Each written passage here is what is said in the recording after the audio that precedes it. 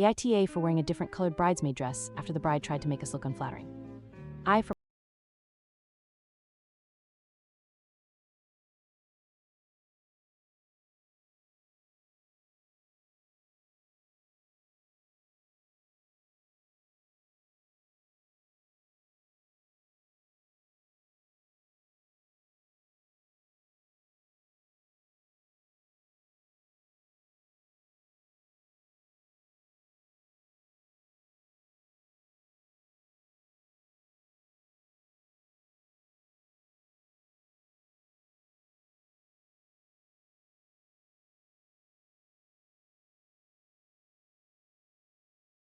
the color was fine, and I'm convinced she only did it to keep her sister from going full bridezilla.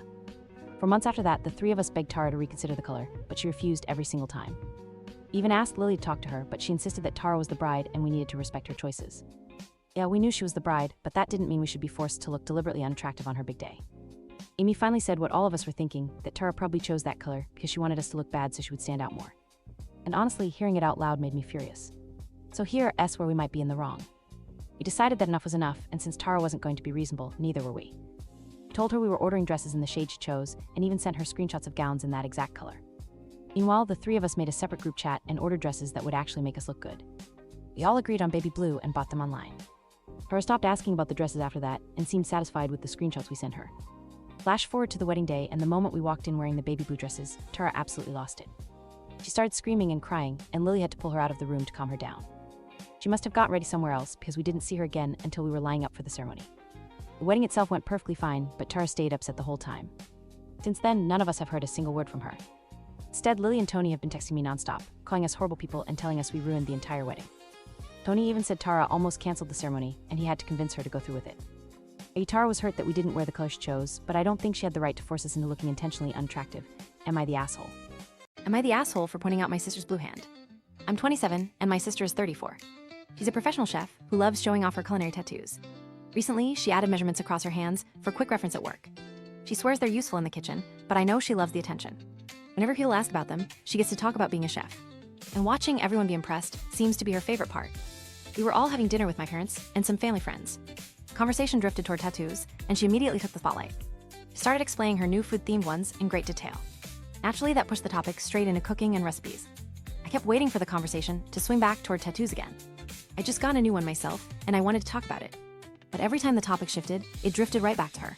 Eventually, I saw an opening and mentioned something I'd noticed. One of her tattoos had blown out and stained her skin blue. That happens when the artist presses too hard with the needle. It's permanent, and it usually means the work was cheap. As soon as I pointed it out, the entire table froze. Everyone looked uncomfortable, but my sister just laughed at me. She shrugged and said she just has a blue hand now. Her reaction honestly bothered me more than the tattoo did. I have several tattoos myself, and I take them seriously. I spend time finding good artists and choosing meaningful designs. But she gets hers on a whim and still gets more attention. People always want to hear her stories, even if the work is sloppy. I told her she shouldn't be so casual about a bad tattoo. I said it looked cheap and made her hand look discolored. I even joked it looked like she'd taken colloidal silver. My dad immediately told me to drop it and move on. My mom kept trying to change the subject and calm things down. My sister finally just said her tattoos were personal to her. She said it was okay if I didn't like them, then ignored me. Now my mom thinks I owe her an apology for the comment. Apparently the friends who were there agreed I stepped out of line. I still feel like I was just stating a fact about the tattoo. And I honestly want her to choose better artists in the future. So now I'm wondering if I went too far or not. Am I the asshole? My wife believes it's her and me against the world, and I'm finally realizing that I don't want to live in a war I never agreed to fight. And the more I admit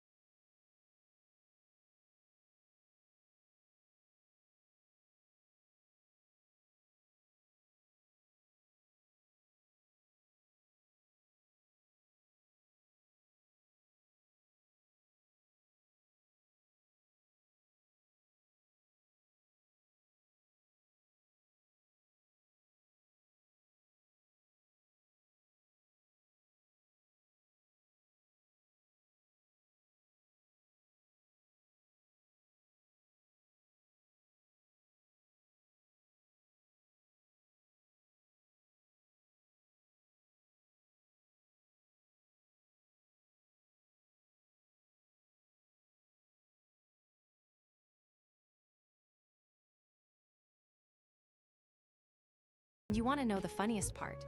His open relationship lasted exactly 2 weeks before the girl he wanted to explore growth with ghosted him for someone with a real job and an actual personality. Meanwhile, I've been thriving, healing, and evolving, just like he wanted. Except my evolution was escaping him. Would you ever give someone a second chance after something like this? And do you think he already cheated before bringing it up, or was he planning to? I found a wedding registry with my boyfriend's name on it, and the bride wasn't me. I wasn't snooping, I swear. I was literally just trying to buy a gift for my coworker's baby shower, scrolling through registries, when I accidentally typed the wrong name into the search bar. And suddenly there he was. My boyfriend. Full legal name. Same city. Same workplace. Matched with a woman I had never heard of in my entire life. At first, I honestly thought it was a glitch. A duplicate profile. Maybe a couple with the same last name. But then I noticed the photos. Cute aesthetic Pinterest core photos of an engagement shoot with his face in every single one. I stared at the screen for so long I think my brain just refused to process it. The date of the wedding was 3 months away. Meaning the entire time we were planning to move in together, he was also planning to marry someone else. I didn't confront him right away. I needed answers that actually made sense. So I clicked the link that said website. And that's when my heart dropped into my stomach. There was a whole Our Story section. According to the website, they met in college. They reunited last year. They had a private engagement because they value intimacy over spectacle. Funny because the man hasn't made a private decision in his life. He needs 3 opinions to pick a cereal. But the worst part wasn't the story. It wasn't the photos. It wasn't even the fact that it said bride is so grateful she found her soulmate. It was the guest list. Because he invited people I knew. People we hung out with together. People who smilingly lied to my face. I snapped. I screenshotted everything and waited for him to get home. He walked through the door like nothing was wrong, kissed me on the forehead, and asked what I wanted for dinner. I told him I already had something on the registry and handed him my phone. His whole body froze. His face went sheet white like he'd been caught stealing oxygen. He didn't deny it. He didn't explain it. He didn't even try to lie. He just said it's complicated.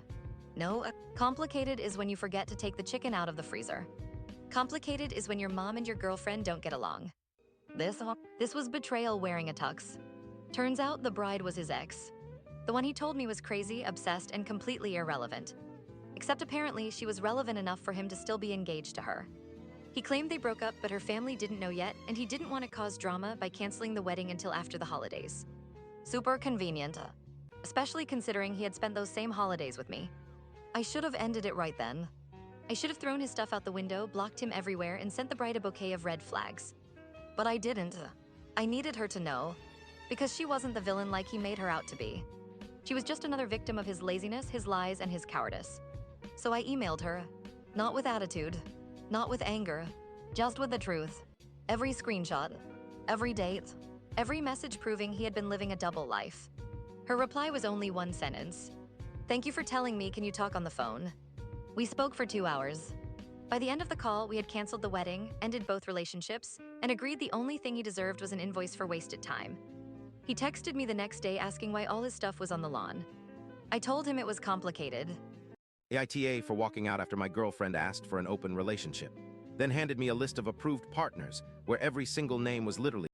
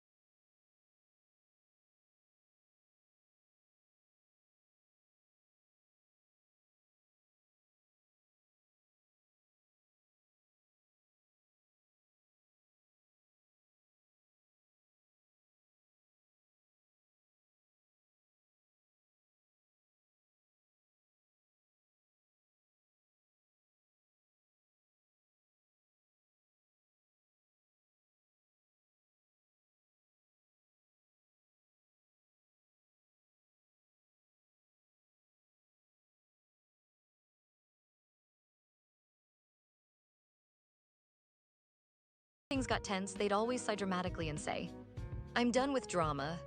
I don't want our relationship to be messy. Let's not involve other people in our issues." They said it so often that I internalized it. I actually stopped talking to my closest friends when we were struggling. I felt guilty even venting. I thought I was doing the respectful thing. But apparently their version of no drama meant, "I don't want you talking to anyone, but I'm absolutely free to turn our arguments into a group event." It started with one stupid notification.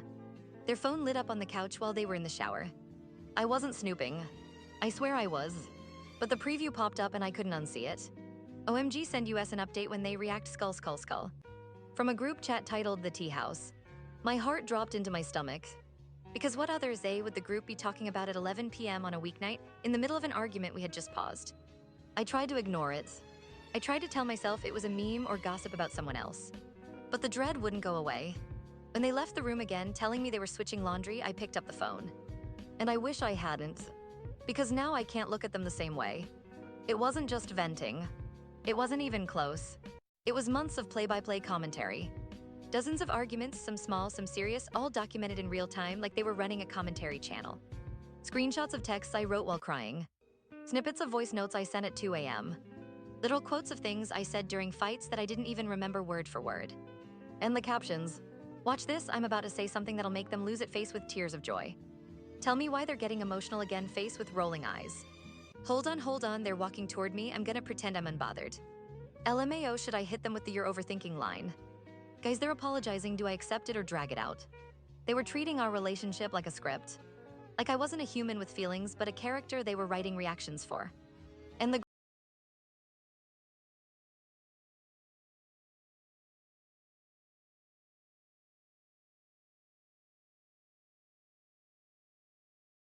honestly, I'd ghost them. They didn't know me. They only knew the edited, exaggerated, dramatized version my partner fed them. I kept scrolling, shaking, until I got to the message that broke me completely. Honestly, the arguments are kind of fun because I get to tell y'all about it while it's happening. Fun? It was fun for them. Meanwhile, I had been losing sleep, overthinking, apologizing, and walking on eggshells trying to avoid drama. When my partner came back into the room, I was holding their phone. My face must have said everything because they didn't even ask what was wrong. They just whispered, "Oh." I asked the only thing I could manage. "What?" At first they said it was venting. Then stress relief. Then "you're taking it too seriously." Then "you shouldn't have looked at my phone." Every excuse just made the betrayal worse. Finally, they snapped and said, "If you didn't start fights, I wouldn't need somewhere to talk about them." It felt like a punch. Because I knew in that moment they didn't care about the hurts. They didn't care about the trust. They cared about losing the audience. I packed a bag. They didn't stop me. They just watched. Hours later, they sent a long paragraph about how they only exaggerated the stories to make the chat laugh, and that I made them look like the bad guy by running away dramatically. Now their friends, the ones who laughed at me in the chat, are messaging saying I overreacted, invaded privacy, and ruined a good relationship over nothing but texts. But I keep thinking, if the person you love is performing your relationship for entertainment, is it even a relationship anymore? So AITA for walking out after discovering my partner was basically live blogging our fights like they were running a gossip channel.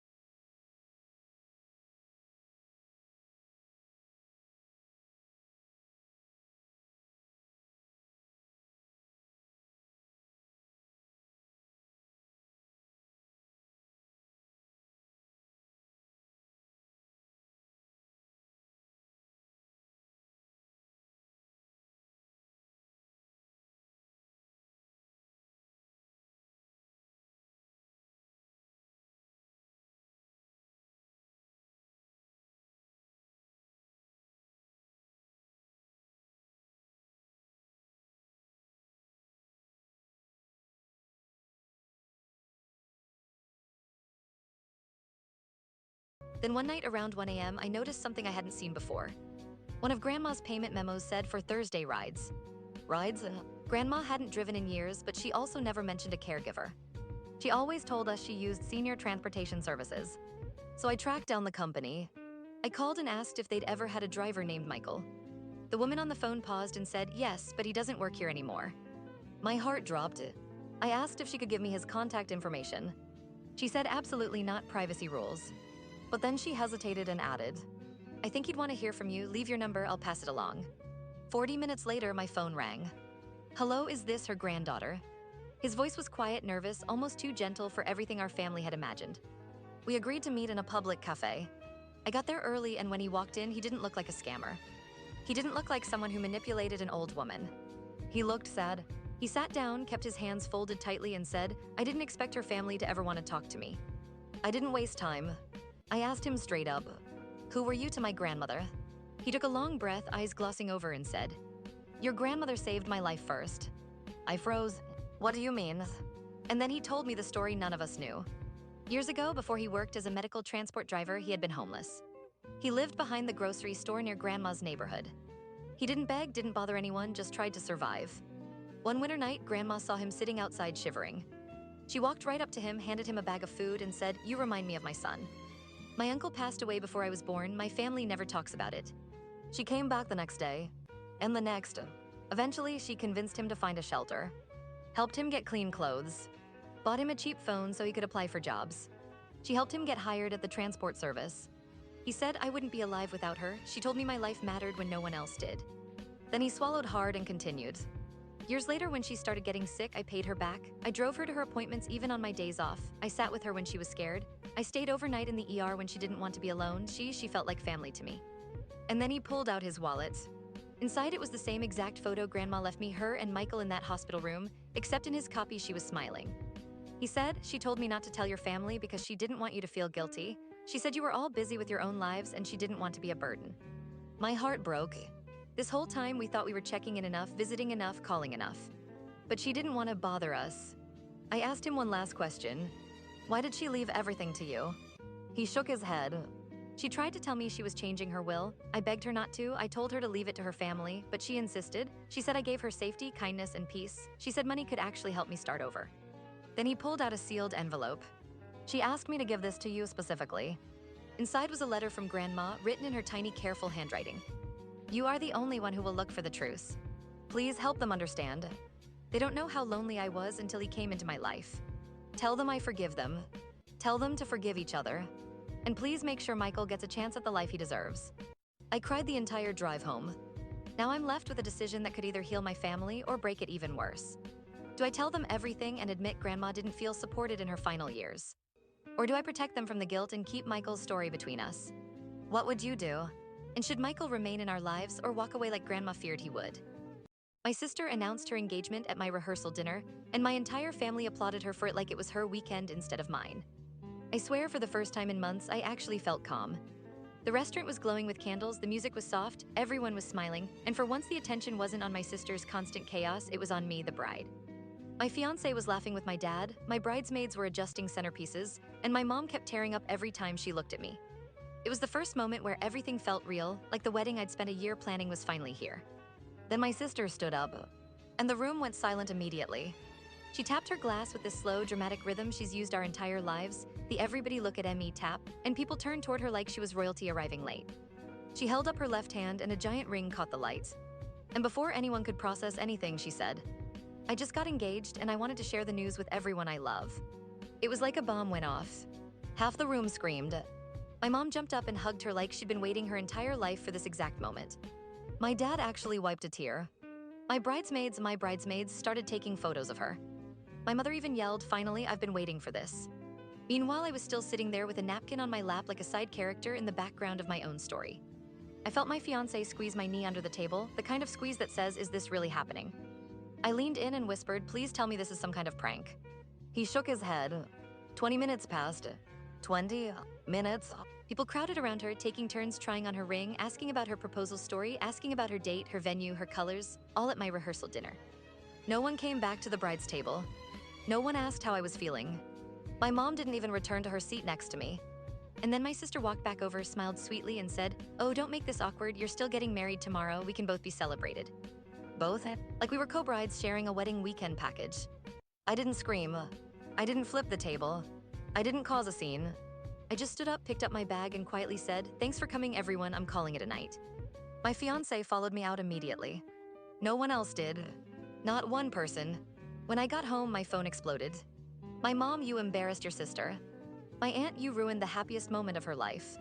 "My sister, if you're insecure, that's not my fault. Grow up." But here's the part none of them know. Her fiancé pulled me aside earlier that same day. He looked pale and stressed and told me he wasn't sure he was ready. He actually said the words, "She keeps telling me if I don't propose soon, I'll lose her." He said he felt pressured, cornered, manipulated. Then he disappeared for hours and magically reappeared with a ring. Now I'm wondering if he even proposed voluntarily. And I've been sitting with this all night, thinking about every time in our childhood my sister stole my spotlight, birthdays, achievements, parties, everything. But this was supposed to be the one time in my entire life where it was unquestionably my moment. And she still took it. So now I'm torn between two choices. Do I expose what her fiancé told me and blow up her engagement before it actually becomes a marriage? Or do I stay silent just to avoid being labeled the jealous bride? Because honestly, right now I don't even want her at my wedding. And I don't know if that makes me heartless or finally fed up. What would you do in my position? And am I wrong for wanting to uninvite my own sister from the most important day of my life? Am I the asshole for announcing my pregnancy at my cousin's wedding? Before anyone comes for me, I need to explain exactly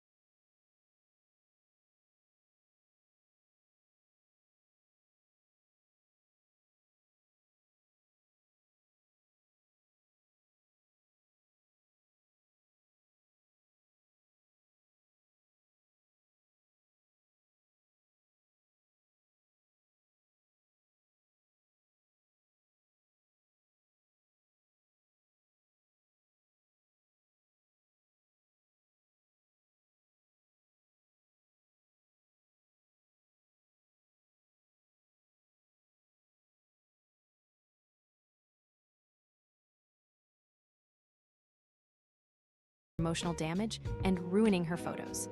Now the entire situation has blown up, and I genuinely don't know if I messed up. I didn't plan to announce anything. I didn't try to make it about me.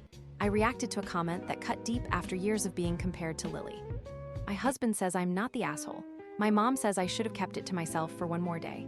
My aunt still refuses to speak to me, and Lily says she'll never forgive me.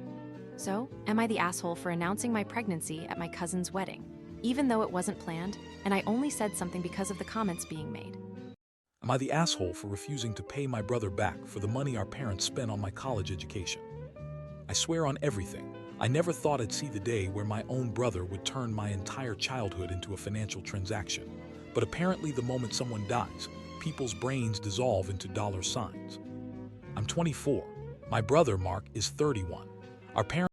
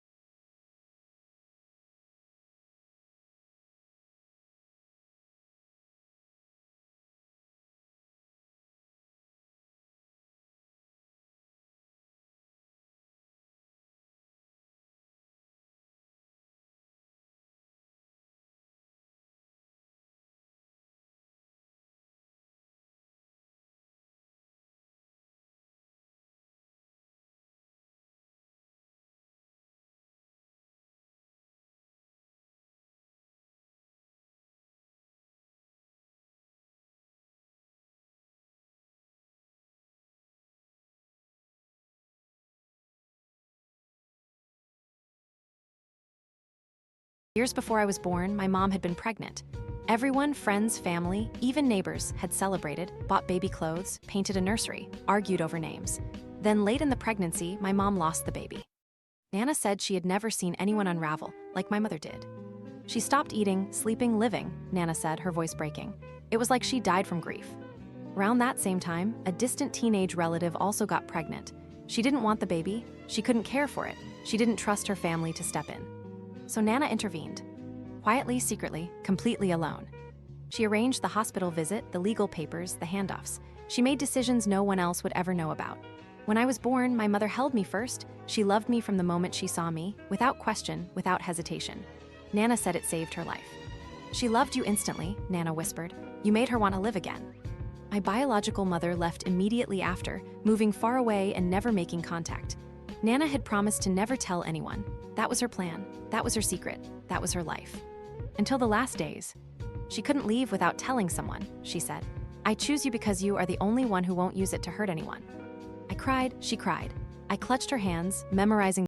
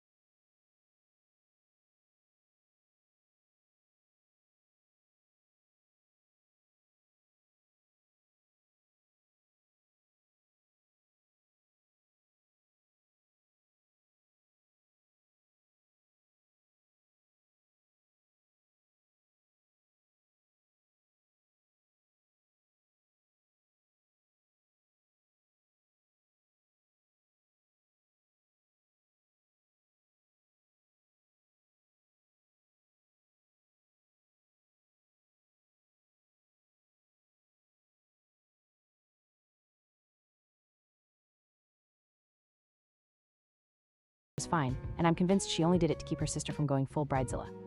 For months after that, the three of us begged Tara to reconsider the color, but she refused every single time.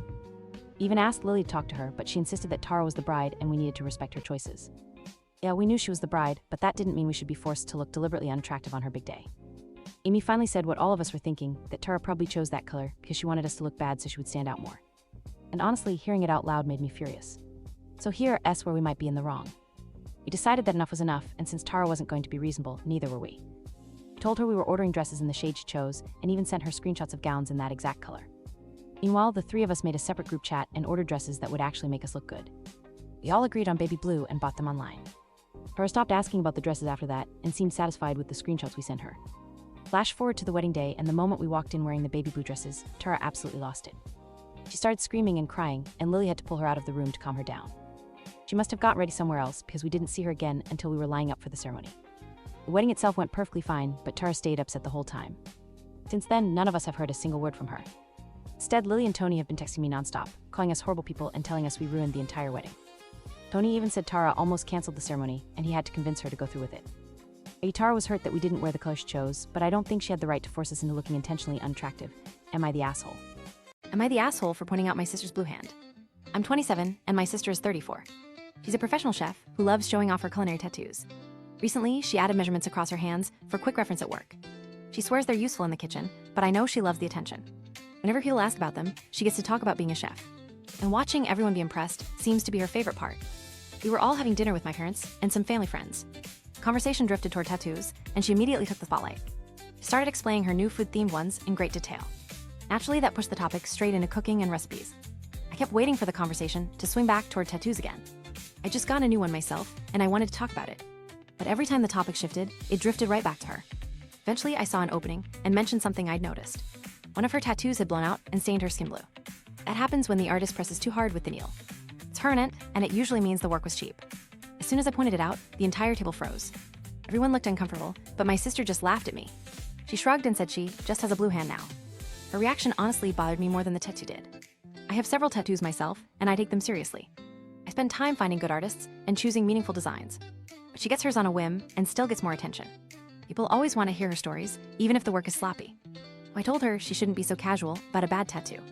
I said it looked cheap and made her hand look discolored. I even joked it looked like she'd taken colloidal silver. My dad immediately told me to drop it and move on. My mom kept trying to change the subject and calm things down. My sister finally just said her tattoos were personal to her. She said it was okay if I didn't like them, then ignored me. Now my mom thinks I owe her an apology for the comment. Apparently the friends who were there agreed I stepped out of line. I still feel like I was just stating a fact about the tattoo. And I honestly want her to choose better artists in the future. So now I'm wondering if I went too far or not. Am I the asshole? My wife believes it's her and me against the world, and I'm finally realizing that I don't want to live in a war I never agreed to fight. And the more I admit that to myself, the more I feel this sink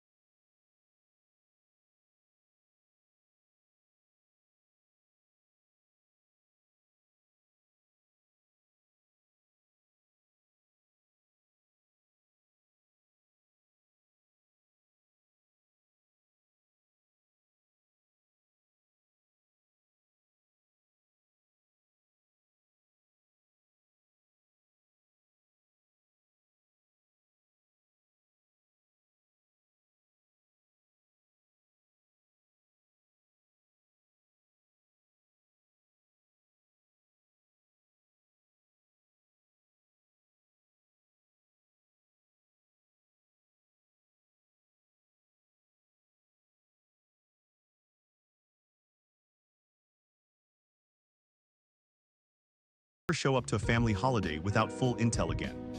And that's how my mom managed to turn Thanksgiving into a slow-motion, emotional pileup. Because she wanted to see what happens. Would you be mad at your mom if she invited your ex behind your back? Should I forgive her, or is this one of those things you never let her live down? My husband Matt and I have 3 kids, and our oldest is Andrew. When Andrew was young, I felt trapped in the stay-at-home mom role. Matt provided everything we needed, but I felt lonely and invisible. Even the new infinity he picked out made me feel disconnected from him. I started wondering if divorce was the only way to breathe again. One afternoon, I got into a small fender bender while shopping. Andrew was with me, and he was scared even though no one was hurt. The passenger doors were crushed shut, and Matt was furious about that. But the man who hit me, Raul, was surprisingly kind and comforting. We exchanged information, and I felt seen for the first time in months. I kept thinking about Raul, and eventually I started meeting him secretly. Whenever Matt and Andrew weren't home, Raul made me feel alive again. For a while, I thought I had finally found something that made me happy. But the guilt eventually hit me harder than the accident ever did. I ended things with Raul because I thought my marriage deserved a chance. I confessed everything to Matt, and we agreed to try counseling.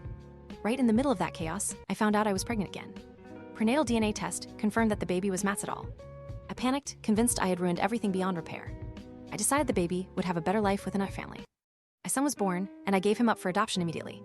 Matt stayed with me, and eventually we had 2 daughters together. But the guilt of abandoning my son never stopped haunting me. A few years ago, I took a DNA test hoping to find him again. And that's when I learned he never had the loving home I imagined. His name is Diego, and he grew up in foster care without stability. He told me he spent his childhood wondering why he wasn't wanted. He eventually found Raul and has a great relationship with him now. I apologized and told him I wished I had been stronger back then. But nothing can erase the childhood he lost because of my choices. When Matt's parents passed, they left their estate to the kids. Half went to Andrew, and the other half is for our daughters later. I always thought the split was unfair, but it wasn't my decision. I haven't given Andrew his share yet, even though he keeps asking. Because every time I look at that money, I think of Diego. I told Andrew I wanted to give half his portion to Diego. I said it was the least I could do after everything I took from him. Diego is my son too, and he suffered because of my cowardice. Andrew exploded and said the money was his and only his. Matt took Andrew's side and said the will must be respected. I understand the legal part, but what about the moral part? What about the mother who failed one child while raising another? What about the son who deserved a home and didn't get one? Matt is now threatening divorce because I won't drop this. And Andrew is telling everyone horrible things about me and Diego. Now I'm sitting here wondering if trying to fix one mistake has just destroyed every part of my life I have left. Am I the asshole? Am I the asshole for hiding my boyfriend's dead dad's bird heirlooms in the house we share together? I moved in with my boyfriend after 8 months together, and even though it sounds fast, it made perfect sense for our schedules and our finances. He owns the place because he inherited it from his dad, who passed away last year. And when I walked in for the first time, it genuinely felt like nothing had been touched since the day he left it. Every room was packed with his father's furniture, his father's art, and his father's endless collection of knickknacks that all carried this heavy, museum-like energy. Most of it wasn't exactly awful, just outdated, but the real problem was the birds, because his dad apparently had a thing for them that no one ever warned me about. There were carved birds on the coat rack, bird sculptures on every flat surface, bird paintings staring at me from every corner, and even the plaid wallpaper somehow made it worse. I honestly wanted to feel like I was building a home with my boyfriend, but instead it felt like I had moved into his dead dad's personal bird shrine. We've tried talking about redecorating, maybe updating the place, maybe choosing things together, but the moment I even hint at the birds, he completely shuts down. I know he has sentimental feelings about his dad, and I respect that, but nothing about his father's deep bird obsession had ever come up before, and I genuinely couldn't understand why these birds mattered so much. I wasn't trying to erase the man, but the number of birds in this house was bordering on unhinged, and I thought keeping just a few would still honor the memory without drowning our entire space in them. So last week, I tried a little experiment, and I took one of the less noticeable birds and hid it in the basement to see if he would even realize it was gone. He didn't say a word, so the next day I took another, and then another, until eventually I had hidden 7 birds, and finally, yesterday, he confronted me about it. I told him the truth, but I also said that if it took him this long to notice, maybe it meant we didn't need every single bird displayed like a shrine. He snapped, telling me I was heartless, and that I was disrespecting his dad's memory, and I honestly didn't know what else to say except to ask what made these birds so uniquely special. He looked at me and said, "If you don't get it by now, you never will," and then he walked away, and we haven't spoken since. I don't want these birds to become the reason our relationship falls apart, but I also don't want to spend my life living in a house curated by a man who isn't even alive anymore. I know hiding the birds was wrong, and maybe it means I'm the asshole here, but I also can't shake the feeling that I missed something important about his dad that makes all of this even worse. So I'm honestly asking, am I the asshole for hiding them? Girlfriend of 3 years looked me in the eyes and told me we should just be friends. So I walked out of her apartment that night, and now she's trying to undo it all. I'm going to use pseudonyms to protect everyone's privacy. My name is Caleb, and I've been with my girlfriend Emma since our sophomore year of college. We met in a photography class, bonded over our shared love for hiking and old rock music, and we've been inseparable ever since. His friend Lucas has always been there too. He's known me since high school, and he was the first one who told me that Emma and I were endgame. Last Thursday, we planned a small get-together at Emma's apartment with a few close friends to celebrate my job offer at a marketing firm. It was supposed to be one of the happiest nights of my life. Everything started normally, laughing, takeout boxes everywhere, music playing softly in the background. But I noticed Emma seemed off, distant. Like she was carrying something heavy but didn't know where to put it. After everyone left, she asked if we could talk on the balcony. My heart sank instantly. Nothing good ever starts with that sentence. She wrapped her arms around herself and said, "Caleb, I need to be honest with you." Her voice was trembling, which scared me more than the words themselves. She took a shaky breath. "I love you, but I don't think I'm in love with you anymore. I think we should just be friends." Felt like someone knocked the wind out of me. 3 years of memories, road trips, late-night conversations, sharing holidays with each other's families, all flashing through my mind. I asked her, barely above a whisper, "When did you start feeling this way?" She looked down. "Couple months ago, I've been confused."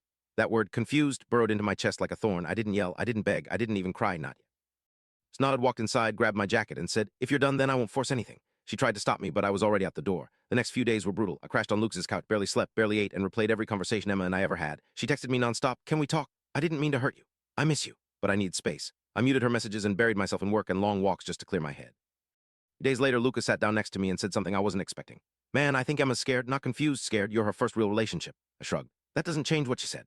But the thing is, a part of me still loved her, still wanted answers. So a week later, I agreed to meet her at the park near campus, the same place where we had our first date. She was standing there, hands shoved into her pockets, eyes red from crying.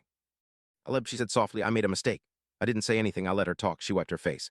"I've been overwhelmed with everything, graduating, jobs, moving." I panicked. I felt like life was changing too fast and I didn't know how to handle it. I stared at her. "So your solution was to break up with me?" She nodded miserably. "I thought it would make things easier, but losing you made it worse." I sighed. "Emma, love isn't about convenience. It's about choosing someone even when life gets messy." She stepped closer. "I know, and if you give me another chance, I swear I'll do better." Her words hit me hard, but I wasn't ready to just undo everything. "Emma, trust doesn't bounce back overnight. If we try again, it has to be slow, intentional." She nodded quickly. "Anything, I'll do anything." So we took it step by step. No jumping back into old routines, no pretending nothing happened. Really talked about fears, expectations, and what falling out of love actually felt like for her. She started showing up more, sending me pictures from her day, asking about mine, being present instead of drifting through conversations. We began doing things that made us fall for each other in the first place: sunset hikes, cooking dinner together, talking for hours without our phones nearby. One night, as we were cleaning up after dinner, she handed me a small envelope. "What's this?" I asked. "Just open it," she whispered. Inside was a photo, a picture of us from our first anniversary, laughing, sunburned, and wildly in love. On the back she had written, "I choose you every single day." My throat tightened. "Emma," I whispered, "this means a lot, but choosing me has to be more than a picture." She nodded. "I know, and I'm ready to prove it." Weeks turned into months, and little by little the cracks began to heal, not perfectly, but honestly. One afternoon, I got a message from Lucas. A photo. It was old, from a party last year, Emma and me with our friends. But in the corner of the frame, barely visible, was something that made my stomach twist. Emma laughing with someone I didn't recognize, standing a little too close, his hand on her back, and her not moving away. Suddenly, everything felt uncertain again. And that's when I realized maybe the truth behind her confusion wasn't as simple as she claimed. I saw that picture Lucas sent me. I felt something inside me shift. Not anger, not heartbreak, just clarity. The guy in the photo wasn't familiar. Tall, athletic build, dark hair, smirking like he knew something I didn't. I zoomed in. His hand rested on Emma's lower back, not casually, not accidentally, but like someone who had been there before. My chest tightened. I stared at that image for a long time before I finally texted Lucas back. "Who is he?" Lucas replied almost instantly. "His name's Ryan. He used to work with Emma last year." My stomach dropped. Last year, right around the time she told me she'd been feeling confused. That word burned all over again. I didn't confront her immediately, not yet. Instead, I wanted to know exactly what I was dealing with. So I called my cousin, Jordan, the one person I knew who could find information without asking too many questions. Within 2 days, he had everything. Screenshots, timestamps, old Instagram tags, a picture of them together at a conference months before Emma ever told me she needed space. And something else, something worse. A short clip taken at a bar. Emma laughing, Ryan leaning in, their shoulders touching, her smiling in a way I hadn't seen in months. No kissing, no obvious cheating, but enough to make my heart crack open all over again. I asked Jordan one question. "When was this?" He sighed. "Days before she told you she wasn't in love anymore." It felt like the air had been sucked out of the room. For a long time, I just sat there in silence, letting the truth settle in. Letting the anger seep deep enough to become calm, controlled, focused. I didn't want to scream at her. I didn't want to beg for answers. I didn't even want to accuse her. I wanted the truth and then justice. So I planned it carefully, quietly, patiently. A week later, I asked Emma if we could meet. Sounded relieved, like she thought we were finally making progress. We decided to meet at the Hilltop Park, the one overlooking the city lights, the one we always went to when we needed to talk about serious things. She arrived wearing the scarf I bought her last winter, eyes hopeful, smile soft. "Caleb," she breathed, "I'm really glad you wanted to meet." I nodded. "Yeah, I think it's time we talk honestly." We sat on a bench, the wind brushing past us, the city glowing below. She reached for my hand. "Things have been getting better between us, haven't they?" I didn't pull away, not yet. "I thought they had," I said quietly. She frowned. "What do you mean?" I pulled out my phone and handed it to her, the photo, the video, the timestamps, everything Jordan found, her face drained of color. "Caleb, I can explain." I stared straight ahead, not looking at her. "Go ahead." She swallowed hard. It was a stupid phase. Felt lost, disconnected, and Ryan was just someone who made me feel noticed for a moment. A moment, I cut in. "Because the timestamps say the moment lasted months." She started crying. "I never slept with him, I swear to you, but I was emotionally confused." There it was again, that word, confused. I finally looked at her. "Emma, you didn't lose interest in me, you replaced me." She shook her head violently. "No, Caleb, please." I realized I was wrong. "Why I came back to you, I chose you." I stood up slowly. "No, you came back because he rejected you." Her eyes widened. How did you know?" I didn't answer. I didn't need to. The truth was all over her face. She reached out, grabbing my wrist. "Caleb, please don't leave. We can fix this." I gently removed her hand. "No, you made your choice months ago. I'm just finally accepting it." She began to sob, falling to her knees right there in the grass. "Please don't do this. I love it." Love without loyalty is just noise. I walked away, didn't look back, and that's when the real twist happened. 2 days later, Lucas sent me another screenshot, this time from Ryan's Instagram story. It was a picture of the same hilltop park, my park, the one where I confronted Emma, but this time the caption said, "Glad you finally told him the truth." And the twist, Emma didn't post it. Ryan did, meaning he knew exactly what happened. Meaning he had been watching. Meaning I wasn't the only one playing games. That's when I put my revenge into motion. A calm, quiet kind of revenge, the kind that doesn't break things, it exposes them. I said one thing, a single picture. The video clip of Emma and Ryan leaning into each other at the bar, the one with no context but crystal clear implications. I didn't tag anyone, I didn't name anyone, I just wrote. Sometimes the truth reveals itself at the perfect moment. I didn't expect what. Let's explode. He'll recognize the bar, recognized Ryan, recognized Emma. Apparently Ryan had been dating someone else that entire time, a girl named Madsen, and she saw my post. Within hours, Madsen had confronted Ryan publicly, posting her own screenshots, messages, receipts, everything. Emma called me sobbing, begging me to take the video down, saying I'd ruined everything. But I didn't answer. I didn't have to, because for the first time, everything was out in the open. Lies, the half-truths, the confusion. And that's the thing about truth. Once it's exposed, it can't be hidden again. Now she's the one alone. She's the one begging. She's the one trying to undo the consequences of the choices she made in the dark. As for me, I moved on, not with anger, not with bitterness, with peace. Because sometimes the best revenge is letting people drown in the storm they created themselves. If you were in my shoes, what would you have done differently? Should I feel guilty for how I handled it, or was I justified? My mother-in-law suddenly told me I couldn't come on the family trip. She said daughters-in-law aren't part of the family, so I should just stay home. I thought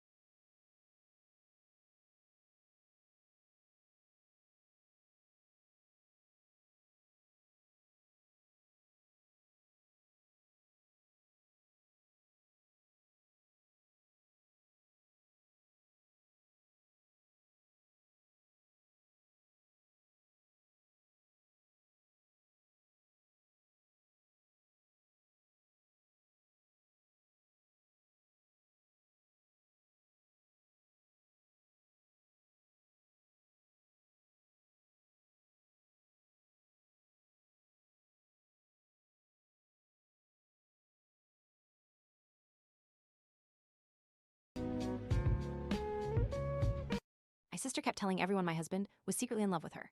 She had a meltdown when I proved her wrong. At first, I thought she was joking. She'd make little comments like, "He looks at me differently," or "I think he relates to me more than you."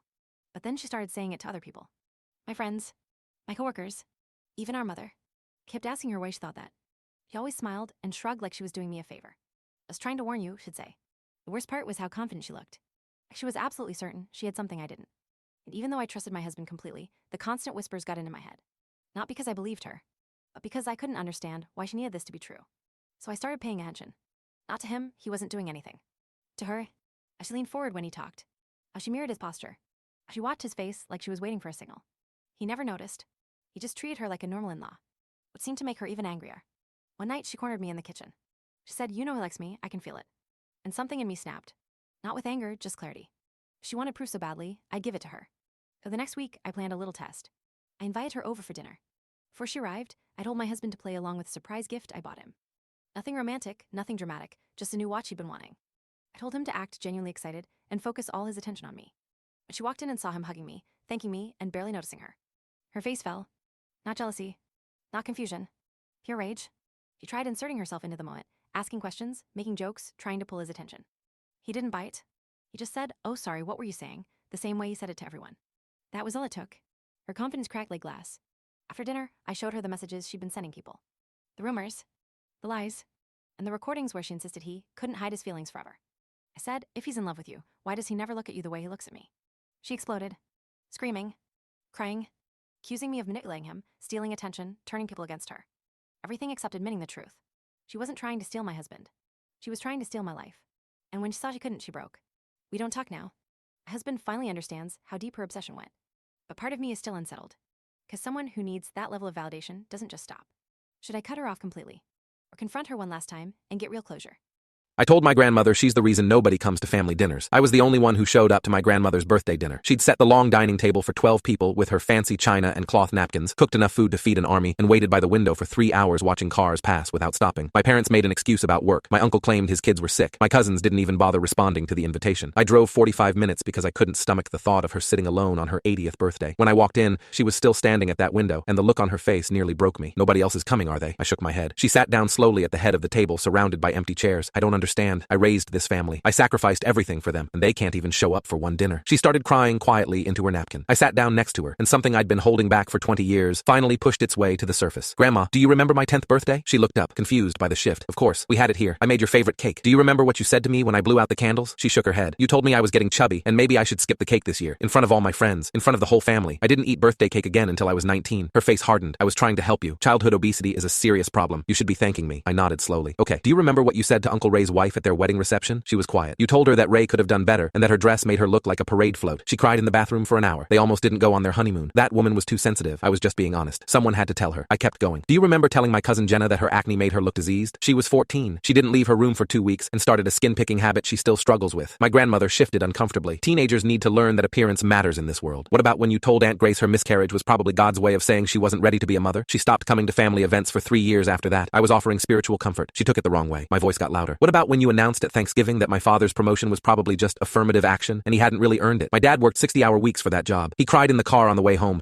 Your father was always too emotional. That's his problem, not mine." I stared at her. Every single person who didn't show up tonight has a story like this. Every single one. My grandmother's expression shifted from sad to defensive to angry. "So what? Everyone in this family is just going to hold grudges forever? I'm an old woman. I grew up in a different time. People weren't so fragile back then. This isn't about being fragile. It's about the fact that you've spent 50 years cutting people down and calling it honesty. You've humiliated every person at this table at least once, and you've never apologized for any of it." She stood up abruptly. "I shouldn't have to apologize for telling the truth. If people can't handle hearing the truth, that's their weakness." I stood up too. "It's not the truth. It's cruelty. There's a difference. Telling someone their dress is unflattering isn't honesty. It's just mean. Telling a grieving woman her miscarriage was divine punishment isn't spiritual. It's evil." She pointed her finger at me. "You don't get to talk to me like this. I'm your grandmother. I'm the matriarch of this family." I laughed bitterly. "What family? Look around. There's nobody here." She looked at the empty chairs, the untouched food, the place settings that would never be used. Her lip trembled. "They're punishing me for caring about them." I shook my head. "They're protecting themselves from you. There's a difference. Every person who skip tonight didn't do it because they're busy or ungrateful. They did it because being around you hurts. Mom has anxiety attacks before every family gathering. Uncle Ray's wife still flinches when someone mentions this house. Jenna told me she'd rather spend holidays alone than sit across from you. You did that. Not honesty, not tough love. You. My grandmother sat back down heavily, like the air had been let out of her. I never meant to hurt anyone. I just wanted everyone to be their best. I sat down across from her. You don't make people better by tearing them apart. You don't show love by listing everyone's flaws at dinner. You've spent decades wondering why everyone keeps their distance while holding the knife that cut them all. She didn't eat any of the food she'd made. I packed up the leftovers and drove home in silence. When my husband offered to do the dishes, I immediately asked the kids to leave the room. We've been married for 10 years, and this man has never once voluntarily touched a sponge. I have bargained, pleaded, started arguments, and given him the silent treatment over dishes. I have sent him articles about the mental load of housework and suggested couples therapy specifically because of dishes. So when he stood up after dinner and said, "I'll do the dishes tonight, you relax," I did not feel grateful. Something was very wrong. "Kids, go upstairs to your rooms," I said. "Dad and I need to talk." My husband lunged across the table and grabbed my daughter's wrist. "Don't you dare go upstairs." His face was gray and his whole body was shaking violently. My daughter was so startled that she started crying. "Daddy, you're scaring me." He looked at her and his eyes filled with tears. "I know, baby. I'm so sorry, but I need you to stay down here with mommy, okay? Can you do that for Daddy?" His voice was shaking so hard he could barely get the words out. I looked at this man and I didn't even recognize him. "What is happening right now?" He answered quickly. "We just need to leave." He wasn't even looking at me. He was looking up at the ceiling. "Right now. Don't ask questions. Just get the kids to the car. You're scaring me." "Good. Be scared. Just do it quietly." He grabbed our son and I grabbed our daughter and we started moving toward the front door. My husband kept positioning himself between the staircase and the children, walking backward, his eyes locked on the second floor landing like he was waiting for something to come down. My daughter squirmed in my arms. "Mommy, I need my jacket. It's in my room." "No," my voice came out wrong. "But I'm cold. Just let me run up and get it. I'll be so fast." My husband spun around and grabbed her face in his hands. "You are never going in that room again. Do you understand me?" "Never." She burst into tears. My son started crying too. "Daddy, why are you being so mean? What's in her room?" He didn't answer. He just picked up both kids at once and carried them out the front door. I followed, my legs barely working, and the whole time I kept waiting to hear footsteps on the stairs behind us, a door opening, a voice calling out, something, but the house was silent. We got the kids in the car, and my hands were shaking so badly I could barely buckle my son's seatbelt. After my husband started the engine, I finally looked back at the house. My daughter's bedroom light was on. I knew for a fact it had been off during dinner. My husband saw it too, and he floored it out of the driveway. He drove for what felt like forever before he pulled over so fast we skidded. He was crying. I had never seen him cry before. He handed me his phone without saying a word. It was a photo of my daughter's bedroom that was taken from inside her closet. Her stuffed animals on the bed, her nightgown laid out on her pillow. The photo was timestamped 1 hour ago, and below it was a text that read, "She's even prettier up close. Keep everyone but her downstairs. Tell her to be a good girl, do what I say, and stay quiet, or I'll show her what happens to little girls who scream." I couldn't breathe. I turned around and looked at my daughter in the back seat, still crying about her jacket, completely unaware of what had been waiting for her at the top of those stairs. "Daddy?" Her voice was tiny. "Who took a picture of my room?" My husband turned around and he was shaking so hard he could barely speak. "A bad man, baby. But he's never going to see you again. I promise." He dialed 911 and I held my daughter's hand through the gap in the seats while she asked me questions I couldn't answer. The police found the man still hiding in her closet 20 minutes later, crouched in the dark, waiting. He'd cut a hole in the back panel so he could watch her sleep. They said he'd been coming into our house for weeks and they found photos of her on his phone going back months. 10 years of fighting about dishes. That's what saved my daughter's life.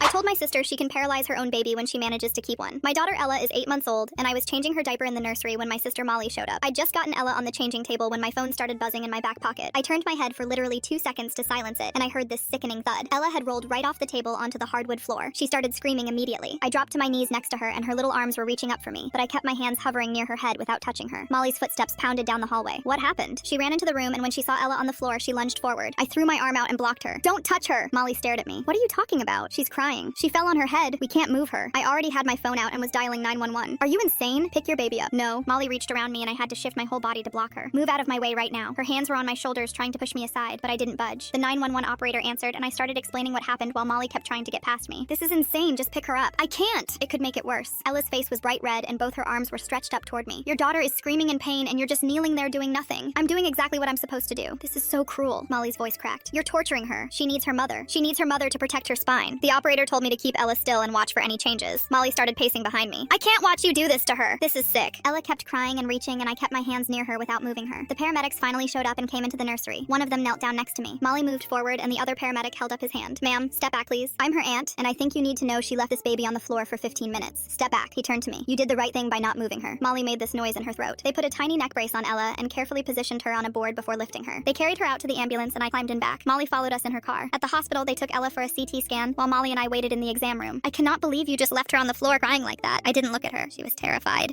She didn't understand why her mother wouldn't hold her. If I moved her, it could have paralyzed her. "You don't know that." "Exactly. I don't know, so I did the safest thing." Molly sat down. "Any normal mother would have comforted their child. You neglected her." She kept talking about how I was cold and how she would never let a baby suffer like that. The doctor finally came in holding a tablet. "Ella is completely fine. No fractures, no bleeding, no signs of injury at all." I put my face in my hands and started crying with relief. The doctor smiled. "Babies are strong. The fall wasn't from high enough to cause damage, but you did the right thing bringing her in." Molly stood up. "See? She was fine the whole whole time and you traumatized her for nothing. I wiped my eyes and looked at her. She could have had a spinal injury, but she didn't, so you put her through hell for nothing. Honestly, I'm questioning if you're fit to be alone with her. Something inside me snapped. You know what, Molly? When you manage to keep a baby long enough to have one fall off something, you can paralyze it however you want. Molly went completely silent, then her eyes filled with tears. How dare you? Her voice was shaking. You know what I've been through. I've lost 4 pregnancies and you're throwing that in my face? I shrugged. You just attacked me for an hour for keeping my baby safe. She walked toward the door and stopped. Don't contact me until you apologize for what you said. Then she left. The nurse brought Ella back to me about 10 minutes later, and she was already smiling and grabbing at my hair like nothing had happened. I never sent that apology. My wife told me I'm not her daughter's dad, so I stopped doing all the dad stuff. I've been in Sally's life since she was 5. I taught her to ride a bike in our driveway, jogging beside her for 3 weekends until she stopped wobbling. I went to every parent-teacher meeting for 12 years while her dad lived overseas and sent a quick birthday text if we were lucky. I paid $4,000 for her braces and drove her to orthodontist visits every month for 2 years. When she got sick, I was the one bringing water and checking on her at night. When her first boyfriend dumped her, she called me sobbing, and I took her for ice cream and listened until the cup melted. Last month, she started begging for an iPhone 15 non-stop. Every day it was, everyone has one, and I need it for school, even though her phone worked fine. I told her, if you bring your grades up and get at least 2 A's by the next report, I'll buy it. I made her repeat it back to me. She promised she'd study harder and acted excited for once. For the first week, she tried. She sat at the table and asked me a few math questions. Then it started slipping. I'd walk by and catch her watching videos instead of doing work. If I said something, she'd say, I'm taking a break, and shut her notebook. Her math teacher emailed that she was missing assignments and failing quizzes. I asked to see her grade portal, and she said, later, like I was annoying her. When I offered to help her make up the missing work that weekend, she snapped, stop hovering, and walked away. 2 weeks ago, the report came back, and it was worse than I expected. She failed math completely and didn't get a single grade above a C in anything else. I didn't yell. I sat her down at the kitchen table, slid the report toward her, and said, no iPhone, not yet. I told her, retake math, show real improvement by finals, and we'll talk. I said this wasn't a punishment. It was us keeping our deal. I even said I'd drive her to extra help after school if she wanted. She exploded anyway. She screamed I was ruining her life, slammed her door, and stomped around the house. My wife backed me up at first and told her rules are rules. Then, Sally locked herself in a room and called her dad overseas, crying about how unfair we were and how she needed that phone. 2 hours later, he called me. I explained the deal and the grades. He cut me off, yelled that I was too strict, and hung up mid-sentence. Right after, my wife's phone buzzed and she went upstairs to talk privately. I thought that was it. 2 days later, Sally bounced into the kitchen grinning and said, Dad ordered the iPhone. It'll be here in 2 weeks. My stomach dropped. I went to our bedroom and asked my wife what happened to our agreement. She wouldn't look at me and said her dad wanted to buy it and they decided to let him. I said, why would you allow that after what we told her? She turned to me, cold as ice, and said, stop interfering with Sally's business. You're not her father. I just stared at her. I waited for her to take it back, but she didn't. It felt like the air got sucked out of the room. I stood there thinking about sick nights, homework battles, and all the times I showed up when her dad didn't. I took a slow breath and said, you're right. I'm not her father, so I'm done. My wife blinked like she didn't understand. I said, Sally's almost 18. She has a father, so he can handle everything from now on. That Saturday, she came downstairs in her cleats and asked me to drive her to soccer practice like I always do. I said, ask your father. She stared like she misheard me. The one who bought you the phone, I said, and went back to my coffee. Sunday night, she knocked on my office door with her history book. Can you help me? She asked. I said, your father can help you with that. On Monday, a parent-teacher conference reminder hit my email. I forwarded it to my wife and wrote, Sally's father should attend. Sally asked me to pick her up from a friend's house. I told her to call an Uber or call her dad. My wife pulled me aside that night and said, what are you doing? I said, exactly what you told me. I'm not her father, so I'm not doing father things. Thursday, the phone arrived. Sally stuck to it like glue, scrolling at the table, posting in bed, and staying up past midnight. Her grades kept sliding, and her dad didn't call once after sending it. Then yesterday, she walked up to me bright and excited and said, can you take me to the DMV next month for my learner's permit? We've been planning it forever. I kept my voice even and said, that sounds like a father-daughter thing. You should call your dad and ask him. Her eyes filled fast. But you promised, she whispered. I said, I promised when I thought I was your father. She ran upstairs crying. My wife's brother kept running our marriage, so I gave her an ultimatum, and he lost it. My wife's brother has been running our marriage like he's the third person in it, and I've hit my limit. We've been married 3 years, and she still treats him like her main decision maker. She tells him everything, our arguments, our plans, even what movie we'll watch. If I leave dishes in the sink, she calls him to vent. If we can't agree on dinner, she calls him so he can pressure me into her choice. The wild part is she asks his permission to do normal things with me. Last Tuesday, I booked our favorite Italian place for 9 p.m. She called him at 6:30, like it's a habit, and he said 9 was too late to eat. She canceled our reservation without asking me. I was standing there ready to go, and she just said, he's right, and went back to her phone. Then there's his bedtime rule. Every night at 10:30, he calls and tells her it's time to sleep. Doesn't matter if we're halfway through a movie or finally talking about something important. Sometimes she sets an alarm for 10:25 so she won't miss his call. If we're out, she steps away to answer, then comes back and says we have to leave right now. When that call hits, she drops everything and walks to bed. The first few months, I kept confronting her. I'd say, this isn't healthy, and she wouldn't even argue back. She'd call him and ask him to explain why it's fine, then come back repeating his reasons word for word. One time I got her to promise she'd tell him no. She called him, got quiet, came back, and started yelling at me for trying to control her. It felt like he was using her mouth path to fight me. Looking back, the signs were there before we got married. I planned a weekend away when we were dating. She smiled and said, "I need to check with my brother." I laughed because I thought she was messing with me. She wasn't. She called him right in front of me and asked if she was allowed to go. He said no, called it unsafe, and that was the end of it. She shrugged and said it didn't matter what she wanted. He also used to call during our dates, sometimes 3 or 4 times in one night, just to check on her. I told myself it would calm down after marriage. It got worse. He even tried to set her lunchtime. Everything finally exploded on our 3rd anniversary. I planned a full night for us. Dinner at the restaurant from our first date, then a room at a small bed and breakfast outside town. I got off work early to surprise her. I walked into an empty house. I called her, and she picked up and said, casual as anything, "I'm out with my brother. He had a rough day." I said, "It's our anniversary." She went quiet, then said, "Oh, I forgot." She came home around 10 p.m., acting like I should just be fine. I told her how hurt I was. She got defensive fast and said her brother needed her and I should understand. We started arguing, and it kept getting louder. I told her I was done being second place. I told her I was tired of our marriage being run by someone who wasn't in it. Instead of talking to me, she walked into the next room and called him. I could hear her telling him I was unreasonable and that I didn't respect their special bond. That's when I snapped. I walked in, took the phone from her hand, and told him to stop meddling in our marriage. I told him he doesn't get to set rules for my wife and my home. He started screaming through the phone, calling me jealous and saying I was trying to split them up. My wife just stood there staring at the floor. The next day he showed up at our house. He didn't knock. He just opened the door and walked in. That's when I realized my wife had given him a key without telling me. He started yelling the second he saw me, saying I was manipulating her and turning her against family. I told him to leave. He stepped closer and kept shouting. My wife stood behind him silent. I looked at her and said, "I'm done living like this." I told her she had to choose. Either her brother respects our marriage and backs off, or I'm leaving. For a second it was quiet, like everyone was waiting for her to speak. Then her brother exploded. He got right in my face and shoved his finger into my chest. I didn't move. He shoved me hard with both hands. I hit the wall and my shoulder slammed into the corner. Pain shot down my arm and I had to catch my breath. My wife gasped, but she still didn't stop him. Our neighbor must have heard the yelling because he banged on the door and yelled that he was calling the police. Sirens showed up fast. The officers walked in while her brother was still ranting. They asked what happened, and my neighbor told them he saw me get shoved into the wall. One officer looked at my shoulder, and the other told him to turn around. They put him in handcuffs right there in our living room and led him outside. My wife just stood frozen in the doorway as the lights flashed through the window. Now everyone's saying my ultimatum was cruel. Was I wrong to do it?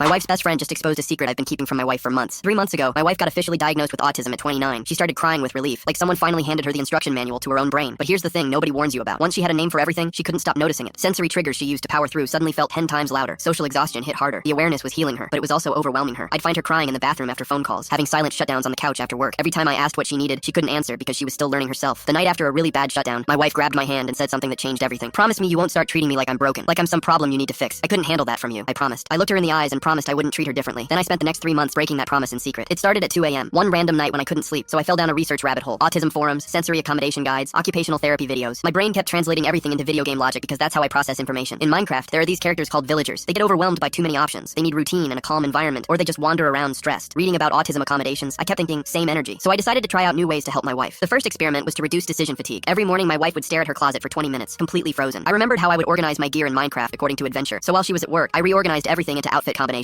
with little day of week labels hidden inside the hangers. That night, my wife came home early and walked in on me holding her Tuesday blouse. "What are you doing?" she asked. My heart stopped. "Just organizing. Thought I'd help." She stared at me for a long moment. Weird, but okay. She walked away. I almost passed out from relief. The next experiment went worse. I read that consistent lighting helps regulate sensory systems, and I thought about how you keep monsters like zombies and skeletons away at night by putting up torches. So I installed smart bulbs programmed to shift warmer at night, except I set them too orange, and my wife walked into our bedroom looking horrified. "Why does it look like we're being slow roasted in here?" I blamed a sale at Home Depot and spent 4 days finding settings that didn't make her feel like a rotisserie chicken. But my wife started watching me differently after that. Then came the real problem. I read that open-ended questions overwhelm autistic brains during stress, and I remembered how in a lot of video games you always get specific responses to give characters, so the quest has a way to keep moving forward. So instead of asking her, "What do you need?" I started offering binary choices. Lights off or dimmed, talk or quiet time, stay or space. It worked beautifully until the night my wife came home overstimulated, and I launched into my options rapid fire. She stopped cold. "Why do you always do that now?" "The multiple choice thing?" My throat tightened. She continued, "It feels like you're treating me like a project." Her voice cracked on project. I froze because that's exactly what she begged me not to do. I mumbled something about a podcast I'd heard and changed the subject, but my wife started pulling away after that. Told me she felt like I was hiding something. I knew it was my fault, but I couldn't stop because the experiments were actually helping her. She was improving mentally, but I couldn't tell her that. She'd hyperfixate and everything would be over. Last Saturday, my wife's best friend came over for wine. I was in the kitchen making snacks when I noticed my wife got overwhelmed from a story her friend was telling. I thought about iron golems, these big protective creatures. They don't do anything except exist near villagers being steady and solid. That presence alone makes villagers feel safe. So I walked over, sat near my wife without touching her, and just existed. Didn't ask questions, didn't try to fix anything, just stayed calm and close. I watched my wife's breathing slow down. Her shoulders dropped. Then her best friend said, "Okay, what was that?" My wife looked confused. "What's what?" "That thing he just did. He walked over, sat down, and you immediately calmed down. He's been doing stuff like that all night." My wife turned to me. "What is she talking about?" My mouth went dry. Her friend kept going. "The way he offered you 2 drink options instead of asking what you wanted. The way he dimmed the lights before you even said anything. It's like he's got a whole system." My wife's face changed. "Have you been running experiments on me?" I could hear the hurt in her voice. The betrayal. Exactly what she'd asked me not to do. I put down the cheese board. "I know I promised not to treat you differently, but I couldn't watch you suffer and do nothing. So I researched and compared everything to how Minecraft villagers work. When something helped, I kept doing it. When it didn't, I stopped. I didn't want you to feel like a problem I was solving. I just wanted to help." The room went quiet. My wife stared at me. Then her friend burst out laughing. "That's the most extra and sweetest thing I've ever heard." My wife's face slowly shifted. She started laughing too. "You've been treating me like a Minecraft villager?" I shrugged. "A very loved Minecraft villager." My wife pulled me into a hug so tight I couldn't breathe, while her friend wheezed in the background repeating Iron Golem Protocol like it was the funniest thing she'd ever heard. During Christmas dinner, my uncle looked at my kids and said, "Weird how none of them look like their real father." The entire table went silent except for my 8-year-old daughter asking if she could have more mashed potatoes. I froze with my fork halfway to my mouth while my husband David's face drained of all color. "What do you mean, Ray?" David asked slowly, setting down his wine glass with shaking hands. My uncle's eyes locked onto mine with this smug expression I'd never seen before. "Come on, Beth. Look at those kids. Dark hair, brown eyes, olive skin. David's blonde and blue-eyed." He gestured toward my 3 children like he was presenting evidence in court. My mother cleared her throat loudly and started collecting plates, but Ray wasn't finished. I stood up so fast my chair scraped against the hardwood floor. "Ray, what exactly are you trying to say about my children?" My voice came out sharper than I intended, and my 6-year-old son looked up from his coloring book with worried eyes. Ray leaned back in his chair with his arms crossed, clearly enjoying the chaos he'd created. "I'm saying what everyone's been thinking for years. Those kids don't look like David. They look like that construction guy who used to work at your house." My heart stopped beating for a full second. The construction project from 9 years ago, before my youngest was born. David's jaw clenched as he connected the timeline in his head. My sister grabbed my arm and whispered that we should take this conversation somewhere else, but Ray was already pulling out his phone. "I've got pictures from the Christmas party 4 years ago. Look at little Tommy next to his dad and tell me you don't see it." He started scrolling through photos while my children sat there absorbing every toxic word. I snatched the phone from his hands and saw what he meant. The side-by-side comparison he'd apparently been planning for years. Tommy did look different from David, but he looked exactly like my father, who died before Ray could poison him with these lies. The resemblance was striking now that I was looking for it. David stood up abruptly and announced he needed air, walking out the back door without looking at me or the kids. My mother finally found her voice and told Ray he needed to leave immediately, but the damage was already done. My youngest daughter started crying because she didn't understand why Daddy looked upset and why Uncle Ray was being mean. I gathered my children and told them we were going home early, trying to keep my voice steady while my world crumbled. In the car, my oldest asked if Daddy was mad at us, and I had to pull over because I couldn't see through my tears. That night, David slept in the guest room and avoided eye contact during breakfast. I found him looking through old photo albums, studying our children's faces with this clinical detachment that broke my heart. "We need to talk about the construction project," he said without looking up, "and we need to talk about Tom Watson." The way he said Tom's name told me Ray had planted deeper seeds of doubt than just physical appearance. I realized my uncle had been planning this nuclear bomb for years, collecting evidence and waiting for the perfect moment to destroy my family for reasons I couldn't understand. I called my lawyer Monday morning and explained the situation, asking about DNA testing and defamation laws. She said family members spreading lies about paternity could constitute intentional infliction of emotional distress, especially if done maliciously. We scheduled an appointment for that afternoon because I needed to protect my children from Ray's psychological warfare. David agreed to come with me, and we spent 2 hours going through legal options while trying to figure out why my uncle wanted to destroy us. The lawyer suggested documenting everything Ray had said and getting witness statements from other family members who'd heard his accusations. The DNA test results took 10 days that felt like 10 years. David and I barely spoke while we waited, and the kids sensed something was wrong even though we tried to act normal. When the lab called with the results, put it on speaker in our kitchen where this nightmare had started. 99.9% probability that David was the biological father of all 3 children. I watched relief flood his face as he pulled me into the first real hug we'd shared in almost 2 weeks. The damage Ray had done to our family's peace of mind felt permanent, like a scar that would always remind us of his cruelty. Ray never apologized, even after my mother sent him the DNA results and demanded he make things right. Instead, he doubled down, claiming the tests were somehow falsified and that I'd manipulated the samples. My sister told me he'd been spreading the same lies to other family members for months, apparently convinced that our marriage was somehow offensive to him personally. We went no contact immediately and told our children that Uncle Ray had some problems with telling the truth. David's healing took longer than mine because Ray had attacked his role as a father, the most important part of his identity. While babysitting my neighbor's kids, the 8-year-old asked, "Why did Mommy tell Daddy you're the reason they're getting divorced?" I nearly dropped the juice box I was handing to her little brother. "What do you mean, sweetie?" My voice came out higher than normal as my stomach dropped like a stone. Emma's big brown eyes stared at me with that brutal honesty only kids possess. "Mommy was crying on the phone last night. She said you ruined everything and now Daddy has to move out." The living room suddenly felt too small, too quiet except for the cartoon still playing on the TV. I knelt down to Emma's level, my hands trembling slightly. "Emma, sometimes adults say things when they're upset that don't make sense." But even as I said it, my mind raced through every interaction I'd had with the Morrison family. David thanking me for watching the kids, Rachel seeming distant lately, barely making eye contact during pickup, the way she'd started paying me through Venmo instead of cash, her messages cold and formal. Something was very wrong here, and I had no idea what I'd supposedly done. Emma tilted her head like she was trying to solve a puzzle. "But Mommy showed Daddy pictures on her phone. She said you were doing bad things." My blood turned to ice as I grabbed my phone with shaking fingers. I started scrolling through my photo gallery, my social media, anything that Rachel might have seen and misinterpreted. Then I found it buried in my Instagram from 2 weeks ago. A photo I'd posted of myself making breakfast at 7 a.m., still in my pajamas, with the caption, "Sunday morning vibes." In the background, barely visible through my kitchen window, was David's car parked in my driveway. But David hadn't been at my house that morning. I'd been alone, making pancakes for myself like I did every weekend. I stared at the photo, zooming in on the silver sedan that looked exactly like his Honda Civic. The license plate was partially obscured, but the first 3 letters were clearly visible. KJH. David's plate started with KJH. I called my neighbor, Mrs. Chen, who had security cameras facing the road. Within 20 minutes, she'd sent me footage from that Sunday morning at 6:47 a.m., showing David's car pulling into my driveway while I was clearly visible through my kitchen window, alone and cooking. The footage revealed something that made my stomach lurch. David had sat in my driveway for over an hour, just watching my house while I moved around inside completely unaware. Mrs. Chen's cameras captured him taking photos through his car window, angling his phone to make it look like he was inside with me. The timestamps showed he'd been there from 6:47 to 8:23 a.m., documenting my morning routine like surveillance. I realized with growing horror that David had been creating fake evidence of an affair that didn't exist. I immediately called Rachel, my voice shaking as I tried to explain. "Rachel, I need to show you something about the photos David gave you." But she cut me off, screaming that I was a homewrecker who destroyed her family. She hung up before I could tell her about the security footage. 20 minutes later, I heard shouting from next door. Through my window, I watched David storm out with a suitcase while Rachel stood in the doorway yelling. Emma and her brother were pressed against their upstairs window, watching their world fall apart because of lies their father had created. Detective Morrison arrived that evening after Rachel filed a police report claiming David and I were having an affair. I showed her the security footage, the timeline of David's staged photographs, and my phone records proving I'd never communicated with him outside of babysitting arrangements. She studied everything carefully, then asked if I'd noticed any other strange behavior. That's when when I remembered the weird comments he'd made about my schedule, how he always seemed to know when I was home alone, the way he'd linger during pickup talking about my social media posts he shouldn't have seen since we weren't connected online. The investigation revealed David's elaborate plan to frame me for an affair as a cover for his own infidelity. Police found evidence on his laptop showing he'd been meeting someone else for months at hotels during times he claimed to be at work. The staged photos of my house were part of his strategy to shift blame and make Rachel think he was the victim. His browser history showed searches for how to prove wife's babysitter is having an affair and staging evidence of cheating for divorce court. David had been planning this deception for weeks, using me as an unwitting scapegoat for his own betrayal. Rachel called me crying 2 days later, apologizing for not listening and begging me to testify in their divorce proceedings. The security footage had proven David's deception, and Rachel's attorney needed my statement about his behavior. During the deposition, David's lawyer tried to claim the surveillance was coincidental, but the prosecutor had found 47 photos on his phone taken from my property over 6 different dates, all carefully staged to suggest intimacy that never existed. The judge awarded Rachel full custody and ordered David to pay for the therapy both kids would need after living through his psychological manipulation. 6 months later, Emma still asks me to babysit, but now she talks about how much happier her mom seems without daddy's lying games. Rachel rebuilt her life, got a promotion at work, and started dating someone who treats her with respect. David moved across town and has supervised visits twice a month, still claiming he was protecting his family. But the evidence speaks louder than his lies, and now 3 people know the truth about who really destroyed that marriage. My teenage son's girlfriend asked, "Why does your grandpa keep buying me expensive gifts when you're not around?" I looked up from my laptop where I'd been reviewing quarterly reports, confusion spreading across my face like spilled coffee. What gifts? 17-year-old Ashley stood in our kitchen doorway, her hands fidgeting with a small jewelry box I'd never seen before. My son Tyler was at basketball practice, which meant she'd come here specifically to talk to me alone. "Your grandfather gave me this yesterday when I stopped by to pick up my textbook." She opened the box to reveal a delicate gold bracelet with what looked like real diamonds. My stomach dropped. That bracelet had to cost at least $2,000. "Ashley, my father lives in Oregon. He's never met you, and he definitely wouldn't be buying expensive jewelry for Tyler's girlfriend." Her face went pale as she processed what I was saying. "But he said he was your dad. He knew all about Tyler's basketball games, your job at the accounting firm, even that you'd been worried about my college applications." The precision of these details made my hands go cold. Someone had been watching our family closely enough to know intimate details about our daily lives. He's been giving me things for 3 months now. Started with a designer purse, then concert tickets, now jewelry. She pulled out her phone and showed me photos of items I'd never seen. A Louis Vuitton bag, front row seats to a concert, expensive makeup sets. I kept asking Tyler about it, but he said his grandfather was just generous. My mind raced through possibilities. Tyler had mentioned Ashley receiving unexpected gifts, but we'd assumed her parents were spoiling her. "Ashley, describe this man exactly." My voice came out steadier than I felt, but my hands were already reaching for my phone. "Older guy, maybe 65, gray hair, drives a black SUV, always wears expensive suits and smells like cologne." She paused, then added the detail that made everything click into place. "He has this weird scar on his left hand, shaped like a crescent moon." I knew that scar. I knew that cologne. I knew the black SUV and the expensive suits. This wasn't some random predator who'd identified our family. This was someone I'd trusted completely until 6 months ago when everything had fallen apart spectacularly. The man buying gifts for my teenage son's girlfriend wasn't my father. It was my former business partner, Richard Kellerman. Richard had been embezzling from our accounting firm for 2 years before I discovered his scheme. The same man I'd confronted 6 months ago with evidence of financial fraud. The same man who'd threatened to destroy everything I cared about when I'd filed criminal charges against him. The same man currently awaiting trial for stealing $400,000 from our clients' accounts. "He's not my father, Ashley. He's someone who wants to hurt our family." The words came out like broken glass. "Have you ever been alone with him? Has he ever asked you to keep these gifts secret?" Her face crumbled as the reality hit her. "He said Tyler's parents were too strict and wouldn't understand his generosity. He made me promise not to mention the gifts until Tyler turned 18. Classic predator behavior wrapped in a story designed to isolate her from adults who could protect her. Last week he asked if I wanted to model for his photography business. Said I had the perfect look for high fashion shoots. My blood turned to ice water. Richard didn't have a photography business, but he did have a history of harassment complaints from former employees that I'd discovered during my investigation. Ashley, I need you to give me every gift he's given you. We're taking them to the police right now. The jewelry, the purse, the concert tickets were all evidence of systematic grooming designed to gain access to my son's girlfriend. The police took Ashley's statement for 3 hours while I called every parent in Tyler's friend group. Richard had approached 2 other teenage girls, both girlfriends of boys whose fathers worked downtown. The detective explained this was targeted revenge disguised as generosity. Richard was arrested the following week on charges of stalking, attempted exploitation of minors, and violation of his bail conditions. The investigation revealed he'd been surveilling multiple families for months, gathering information to use against us. His apartment contained detailed files on 12 different teenage girls, complete with photos taken without their knowledge. Ashley was smart enough to question what was happening before it escalated further. Tyler broke down crying when I explained everything. He'd been proudly telling his friends how generous his grandfather was, never knowing he was helping a predator gain credibility. Richard got 5 years in prison. Ashley started therapy and gradually returned to being a normal teenager, but I still check over my shoulder every time I leave the house.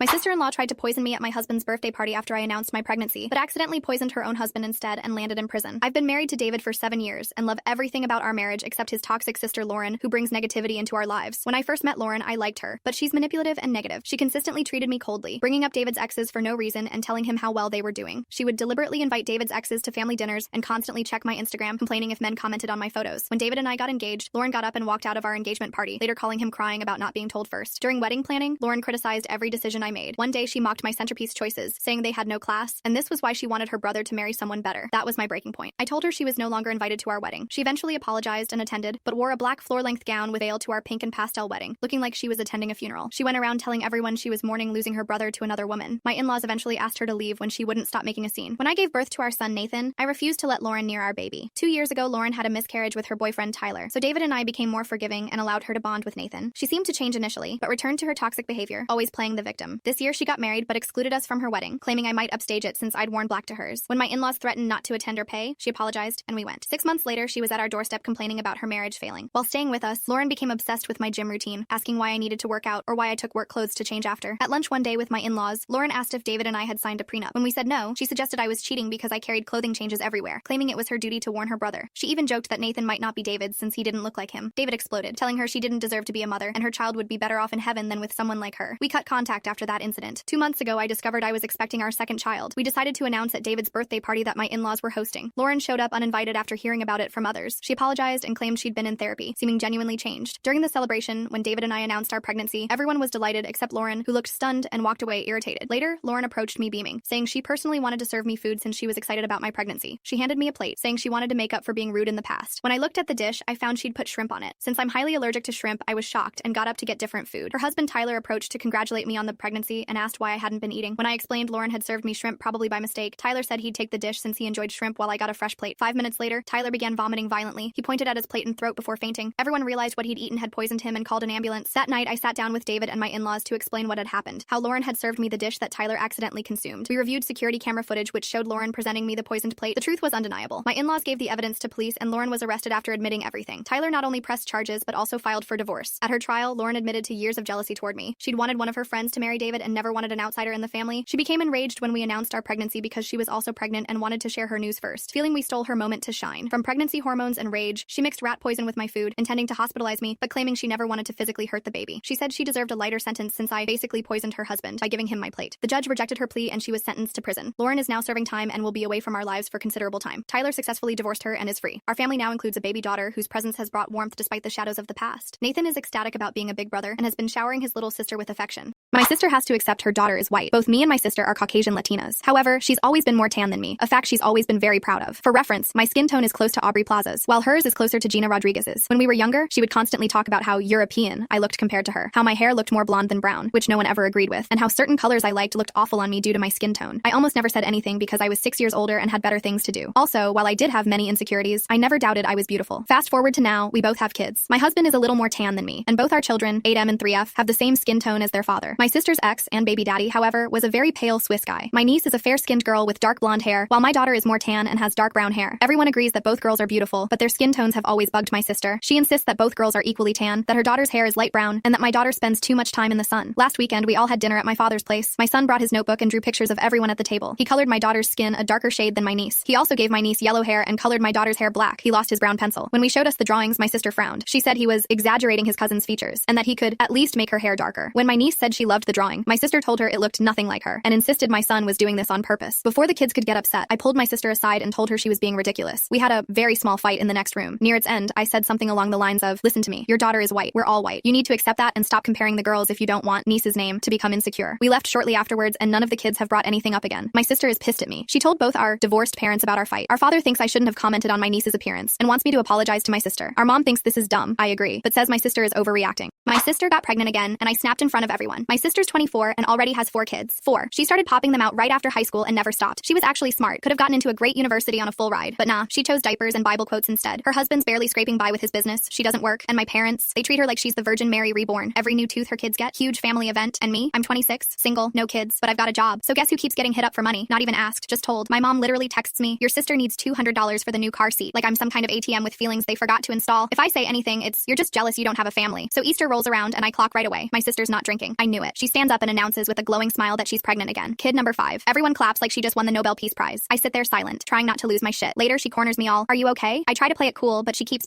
ressing. So I ask if she and her husband can even afford another baby. She looks me dead in the face and says, "God will provide." That's when I snapped. I said, "No, I provided. Me. I paid for your strollers and your car seats and your damn rent. Not God. Me." And that's when the screaming started. My mom yelling, my dad telling me to leave, my sister crying. I told them I'm done being their backup plan. Now I'm banned from the family until I apologize. Then I get one text from my mom. "If your sister miscarries, it's your fault." I asked if anything was wrong. No one answered. And the fucked up part, deep down, I kinda hope she does. My parents chose my sister's boyfriend's party over my wedding, then begged me to remarry when they learned about my inheritance. I've always been the black sheep compared to my younger sister Riley. Our parents, especially mom, have shown clear favoritism toward Riley since childhood. When I was born, my parents were struggling with severe postpartum depression, so my aunt and uncle raised me for the first 6 years of my life. Those were the happiest years of my childhood, filled with love and acceptance. When I returned home at 6, everything changed. I had to share a room with Riley even though there was a spare bedroom available. Riley made it clear she resented my presence, mocking everything I did. If I brought home good grades, she'd call me a teacher's pet. When I played the guitar my aunt and uncle had given me, she'd tell me I sounded awful. My parents never intervened when Riley bullied me. Instead, Mom would tell me to stop crying and toughen up. The final straw came during my high school graduation. I was graduating with honors, but Riley had a dance recital the same day. Despite the events being hours apart, Mom said Riley needed them more for her full dress rehearsal. Dad promised to attend my graduation, but even he didn't show up because Riley had a panic attack and needed him. I walked across that stage with no family there to cheer for me. When I got home, they were still celebrating Riley's successful rehearsal like it was the most important day of the year. After that, I stopped expecting anything from them. The only people who celebrated my achievements were my aunt and uncle. When Riley graduated high school, my parents threw a huge party. When I graduated college with a computer science degree and a job offer from a top tech company, they did nothing. My aunt and uncle wanted to celebrate me, but my parents complained it would make Riley feel bad since they hadn't done the same for her. Years later, I started dating Nathan, a successful software engineer. While Riley's boyfriend was always welcome to family gatherings, my parents suddenly worried about crowds when it came to inviting Nathan. They criticized his career-driven nature while never questioning Riley's boyfriend, who had dropped out of college. What bothered them most was that Nathan didn't let my mother walk all over him like everyone else did. 6 months ago, Nathan proposed, and I said yes. Dad seemed happy, but Mom texted later expressing disappointment that I hadn't listened to her warnings about Nathan. She complained that he constantly challenged her opinions, unlike Riley's boyfriend. When I defended Nathan, she claimed he was changing me for the worse. 2 months ago, I sent wedding invitations to everyone, including Riley. She declined without explanation. Then Dad called to say Mom wouldn't be attending because Riley was throwing a surprise party for her boyfriend on the same day as my wedding. This was strange since his birthday was months away. When I called Riley, she confirmed they'd moved the party to my wedding date because it was the only day their chosen venue was available within budget. She said her boyfriend's happiness came above everything else. Mom used the same old excuse that Dad was already attending, so I shouldn't be selfish expecting her there too. I told her I was done acknowledging her as a parent. She scoffed and called me overdramatic about my wedding. Despite my heartbreak, Nathan and I had a beautiful ceremony. Dad kept his promise and attended, along with my aunt and uncle who were furious about Mom's absence. What made it worse was Riley posting pictures from the party, showing Mom dancing and drinking without a care in the world. They seemed to flaunt their disregard for my feelings. Mom never called to check on us or congratulate us throughout our wedding day. My aunt and uncle confronted Mom about missing my wedding, expressing their disappointment in years of poor treatment toward me. They threatened to remove her from their will, saying they'd make sure I got every penny of their inheritance since I deserved it more. Suddenly, Mom was calling me pleading for forgiveness, more concerned about the money than fixing our relationship. She's been calling daily since my honeymoon, suggesting Nathan and I have another wedding ceremony so she can attend. Riley even texted saying I shouldn't have involved our aunt and uncle in private family matters, and that Mom is afraid of losing her inheritance. She demanded I stage another wedding to restore family peace. But I refused to plan another wedding just to appease the people who couldn't be bothered to show up the first time. Their sudden change of heart only came after learning about the inheritance, proving their priorities were never about love or family. Sometimes you have to let people live with the consequences of their choices, even when they're family. My family treated me like garbage after 5 years abroad, so I froze their trust fund and watched them implode. I hadn't been home in 5 years, not because I hated my family, just life stuff, pandemic, money, work. Then I moved to Berlin, and suddenly half a decade had passed. I was honestly excited to come back for Thanksgiving,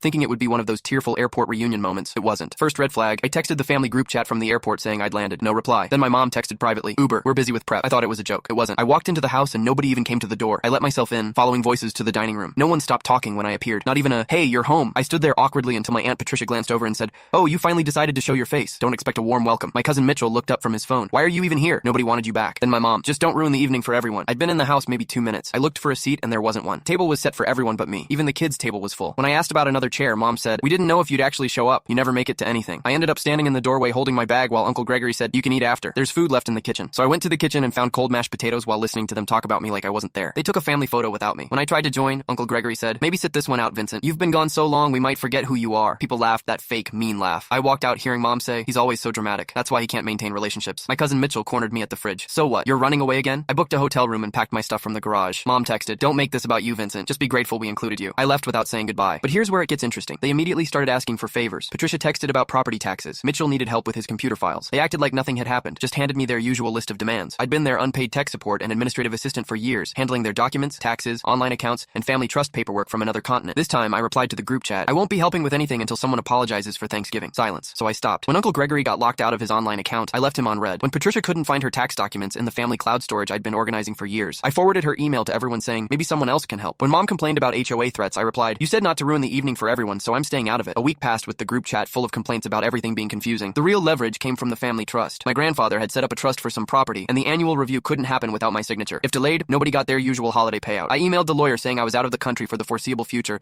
and CC'd the whole family. Mom's group text, hope you're happy now. You're hurting everyone. 2 weeks later, everything started unraveling. The HOA was threatening Mom with a lien. Patricia's business got hit with late fees. Mitchell had accidentally deleted half his tax files. I got a certified letter from the family lawyer saying the trust meeting deadline was up, so annual payouts were officially delayed until next quarter. Nobody was getting their usual holiday money. The family chat exploded with screenshots of everyone blaming each other. Patricia's business faced bigger fines. Mitchell was threatening legal action. Mom was talking about selling the house. Uncle Gregory finally texted, you win, Vincent. Happy now. Patricia wrote, you're punishing the whole family for your own issues. I emailed the lawyer. I won't be participating in any family events or trust business until I receive a written apology from every single person who insulted me at Thanksgiving. No exceptions. I CC'd the whole family. Dead silence since then. After years of being their scapegoat and unpaid assistant, they can sit with the consequences. I'm not going back, and I'm not bailing anyone out. Sometimes the only way people learn respect is when they lose what they take for granted. My fiancé flipped out because I took my heels off in front of his family. My fiancé and I just got engaged a few days ago, and he specifically asked me to wear high heels at our engagement party because of the photos. For context, he's tall and I'm pretty short, so I guess he didn't want me looking too small next to him in the pictures. I'm not a heels girl at all. They hurt, they're uncomfortable, but he begged me. Promised I'd be sitting most of the time. So fine, I did it. I wore the damn heels. We get to the party, 20 people, nothing huge, and suddenly I'm standing next to him for hours greeting guests. Not sitting, not resting, just standing there smiling like my feet weren't screaming. I kept asking if I could sit down, but his mom literally chimed in like, "You're the fiancé. You should be standing beside him, not just sitting around like this isn't your event." I whispered to him that my legs were on fire and I really needed a break, and all he said was, "Suck it up. It's almost over." Almost over? I'd been standing in stilettos for hours. At that point, I didn't even care anymore. I took my heels off. My feet were throbbing. I just stood there barefoot. His face? Shocked. His mom's? Like I just committed a crime. People definitely noticed, but I didn't care. He came over whisper yelling, "What are you doing? Put your heels back on." His mom's asking the same thing like I'm a child throwing a tantrum, but I stood there, barefoot, just like he wanted, right next to him, until the party was over. The second we got in the car, he flipped out, told me I embarrassed him in front of everyone, that I couldn't just suck it up for his sake. He even had the nerve to say that with my height, I should wear heels more often. I reminded him that he said I wouldn't be standing, that he lied. He didn't care. He went upstairs, shut off his phone, and hasn't spoken to me since. My in-laws threw a baby shower for a son I'm not even having. I'm pregnant with my first baby, and it's the first grandchild in my husband's family. Before we even knew the gender, his family started making all these plans, saying that if it was a boy, he had to be named after my husband's dead father. I didn't love it, but I agreed to keep the peace. Then they had me doing all these weird rituals and prayers before the gender reveal, even though I didn't believe in any of that. Still, I went along with it. We finally go to the appointment, and it's a girl. My husband cries in the car. Then he turns off his phone for hours to avoid telling his family. And when he finally does, they're pissed. They ghost me for days. Then, when they finally show up, they start pretending it's a boy, like literally calling my daughter he, saying the results were wrong, telling me I must have heard it wrong. I argued with them over and over, and my husband always took their side. Then his sister called to say she was sorry and that she planned a baby shower just for me. I was actually touched. I thought maybe they were finally ready to accept her, but when I walked in, everything was blue. Blue bee, balloons, blue cake, his father's name in huge letters. I asked what was going on, and his sister goes, "We're still holding out hope that it's a boy." My husband agreed with her. I snapped. I told them they were delusional, that they were treating my daughter like she didn't exist, like she was some kind of disappointment. I told them this wasn't a baby shower. It was a damn funeral for their imaginary grandson. His mom burst into tears. I grabbed my bag and walked the fuck out. My husband chased me outside yelling that I'd insulted his family and his dead dad, that I needed to give them time to accept the fact it's a girl, and that I should have just played along. I told him to wake the fuck up and take me home. He refused, so I ordered an Uber and left. Now he's calling me non-stop, saying I ruined everything they've done for me, and that I need to apologize before he even comes home. My son's girlfriend said she didn't feel pretty, so I told her this. So, my son is 14, and he just got his very first girlfriend. She's 13, this sweet, bubbly girl named Nina. Normally, she's all smiles, full of energy, really outgoing, but lately, I noticed something was different. She seemed quieter, less confident, and honestly, I couldn't figure out why at first. Then one day, I was driving them to a party. My son was still upstairs getting ready, and Nina was sitting downstairs waiting. She looked miserable. I asked her what was wrong, and she just kind of sighed and said, "I don't feel pretty." That broke my heart. So I asked her why she felt that way. She hesitated, then said she was still getting used to showing her natural hair. That's when it clicked. I realized she hadn't been wearing her wigs, makeup, or jewelry like she normally did. I asked her, "Well, if it makes you uncomfortable, why are you doing it?" And she looked down and whispered, "Because your son thinks I look cooler this way." And right then, I saw myself in her. I remembered being a teenage girl, doing things just to impress boys, even if it made me feel awful inside. So I leaned toward her and told her, softly but firmly, "Listen, you can wear a wig if you want to, even if my son doesn't like it. You don't have to give up what makes you feel beautiful just to make him happy." She gave me this tiny smile, like she needed to hear that more than anything in the world. But a few days later, oh my god, my son found out what I said, and I have never seen him that angry at me. He snapped. He yelled that I had no business telling a black girl how to look. He accused me of being a Karen, of overstepping, of interfering. His face was red, his voice was shaking, and I just sat there, completely stunned, because all I did was tell a girl she could feel beautiful on her own terms, and my son looked at me like I had just betrayed him. My wife starved me, so I started pre-gaming her dinners. So my wife and I got married about 5 months ago and moved in together. Everything's been fine, except for one weird constant issue, dinner. Every single night since we moved in, she makes these tiny, elegant meals. Like, tiny. I'm talking a handful of quinoa, maybe a little scoop of mac and cheese, or a salad with 10 pieces of lettuce and like 30 grams of grilled chicken laid out like it's on the cover of a damn cookbook. Now here's the thing. I'm not trying to be ungrateful. She cooks with care, she clearly puts effort in, and I appreciate that. But I'm 230 pounds. I work a physical job, I need real food, like actual calories, and after every single dinner, I just sit there quietly, still starving. At first, I figured it was a communication thing, so I tried bringing it up in the nicest way possible. I wasn't blaming her. I'd say stuff like, "Babe, I just eat a lot, it's not your fault," or "Don't worry about it, I can make myself a little extra on the side." But the second I brought it up, she'd completely shut down. Her eyes would glaze over like she was a million miles away, and she'd start spiraling. "I can't even feed my husband right, I'm failing, I'm the worst." Then she'd cry or go cold on me for the rest of the night, so I stopped saying anything. I figured maybe I was being too picky. I kept eating what she made without complaint. But after a week, I noticed I couldn't sleep at night because I was so damn hungry. I was tossing and turning, stomach growling like I was in a survival show. I weighed myself and realized I'd lost 7 pounds in a week. That's when I decided to start pre-gaming her dinners. On the way home from work, I'd swing through a drive-thru, grab a burger, maybe some fries, nothing crazy, just enough to feel human again. Then I'd walk in the door, eat the little gourmet portion she served, compliment her, smile, kiss her on the cheek, throw the wrappers away in a gas station bin the next morning. Easy. It worked. She was happy. I wasn't starving. Everything was smooth until a few days ago. I was in the drive-thru line when I saw her mom walking out of the same restaurant. We made eye contact. She walked over to my window all cheerful. I laughed it off and said, "Hey, don't tell your daughter you saw me here." She wouldn't take it well. She nodded like she got it. She did not get it. That night, I walked through the door and immediately I know something's off. My wife's waiting for me. Arms crossed, eyes full of betrayal like she just found a secret family. She goes, "Why the hell were you eating out?" I tried to be honest. I explained everything. That I was hungry, that I didn't want to upset her, that I thought this was the only way to make it work without hurting her feelings. But she wasn't having it. She looked at me like I'd lied to her for years. She said it felt like I'd been sneaking around behind her back, like I was ashamed of her food. And I just stood there, not even knowing what to say. I wasn't trying to hide some double life. I just wanted a full meal.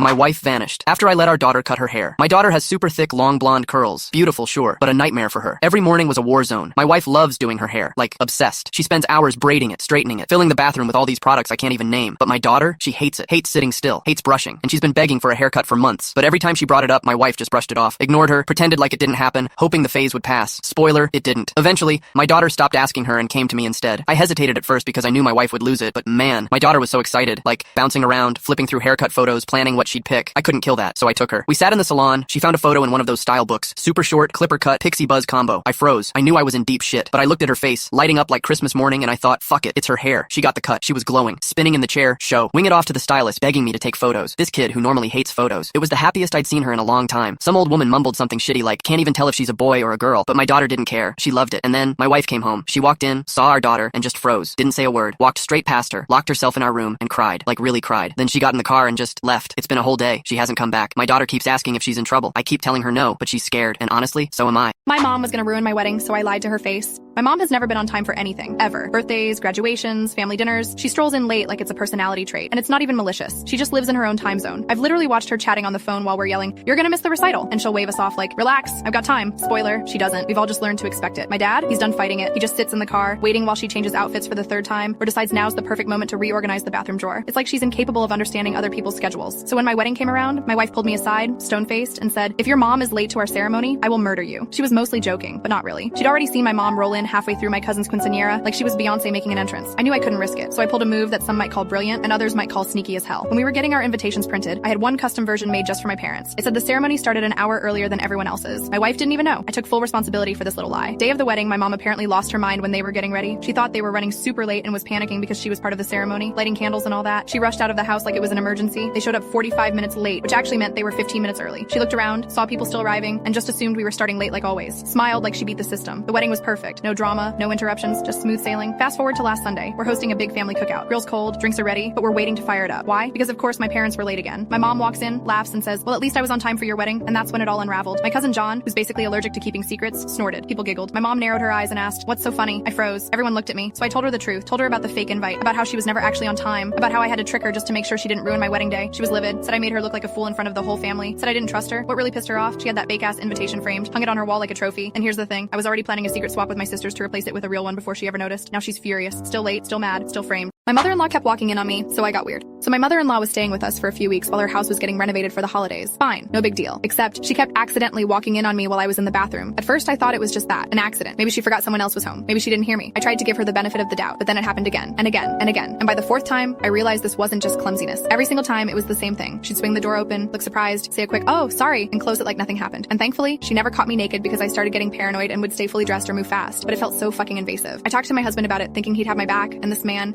says, "So what? She's family. Who cares if she sees you naked? Like, are you fucking kidding me? You think your mom seeing me mid-shit is just some quirky bonding moment?" Now yeah, I could have used the lock. We have one, but I've got trauma around locking doors. When I was 5, my older brother locked me in the bathroom as a joke, and I was stuck in there for hours, screaming, crying. Since then, I can't do it. I panic. So no, I wasn't going to just lock the door and magically be okay with it. Instead, I got creative. Every time I knew she'd be snooping, I'd go into the bathroom fully clothed and strike the weirdest poses I could think of. One time I stood on the toilet like I was summoning something. Another time I faced the wall with my hands up like I was waiting to be arrested. I did a dramatic ballet pose once, arms out, one leg up like I was auditioning for Black Swan. Every single time she barged in, she'd freeze, just stand there, eyes wide, trying to compute whatever the hell she was seeing, then slowly back out and close the door. It worked. She stopped doing it. But of course, she ran and tattled to my husband saying she caught me doing rituals in the bathroom. Rituals. Like I was in there sacrificing goats or whispering to Satan. I laughed and told him exactly why I did it, and he fucking snapped. Called me childish, said I was playing mind games with his mom, and that I made her feel terrified and weirded out. Now he's pissed. She's pissed. He says I need to apologize before she leaves or things will stay tense, but honestly, I don't think I will. She kept invading my space. He didn't take me seriously, and I didn't do anything wrong. I just gave her a taste of her own medicine with a little flair. My in-laws didn't know I spoke their language until I snapped. When my husband Peter and I decided to move from Canada to Germany, I thought it would be a fresh start. Life in Canada had gotten expensive, and with a second baby on the way, we figured moving to his hometown in Hanover made sense. We found a beautiful house, and I imagined family gatherings, support, and a warm welcome. Peter's family had only met me once before, at our wedding. So when we flew in, the day after landing, we went straight to his parents' house. They greeted us warmly, hugging Peter, fussing over our toddler. It felt like a good sign. We stayed for dinner, chatted, and left early to settle into our new home. Over the next few weeks, we visited often, but something started to feel off. Whenever the conversation switched to German, the mood shifted. I don't speak with a German accent, so they must have assumed assumed I didn't understand a word, but I did. And what I was hearing wasn't just harmless chit-chat. They'd make comments about my hair, my makeup, the way I dressed. It wasn't just small digs, it was cruel. They'd say things like my clothes looked cheap or that my lipstick made me look like a clown. And then, when my pregnancy started showing, they turned to my body. I heard snide remarks about how big I was getting, how I was carrying wrong, and how unhealthy I must be. Every single visit, there was something. It started eating at me. I was pregnant, hormonal, already insecure, and now I was listening to people I barely knew tear me apart in their own language right in front of me. I finally told Peter I couldn't take it anymore. He was shocked, said he'd talk to them, and he did. For a while, it worked. No more mean comments, at least not to my face. 3 months later, I gave birth to our beautiful daughter, Lilith. To me, the name wasn't just a name. It was tradition. My middle name is Lilith. My mom's is Lilith. My grandmother's, even my great-grandmother's. But the second his family heard it, they were furious. They said it meant ghost or demon and was inappropriate for a baby. I didn't pick it for the meaning, and I didn't care what they thought, so I stayed away for a while. Then came my mother-in-law's birthday. I didn't want to go, but Peter convinced me. We walked in with the baby, and instantly the crowd closed in. Everyone wanted to hold her. I was still deep in postpartum depression, still raw and exhausted. I politely let them look, but I wasn't ready for her to be passed around. That didn't sit well with my Mill, who started sulking because the spotlight wasn't on her. Halfway through dinner, I caught my sister-in-law leaning toward my Mill, speaking in German. She was complaining that I wouldn't let her hold the baby. Then, with this nasty little laugh, she called me,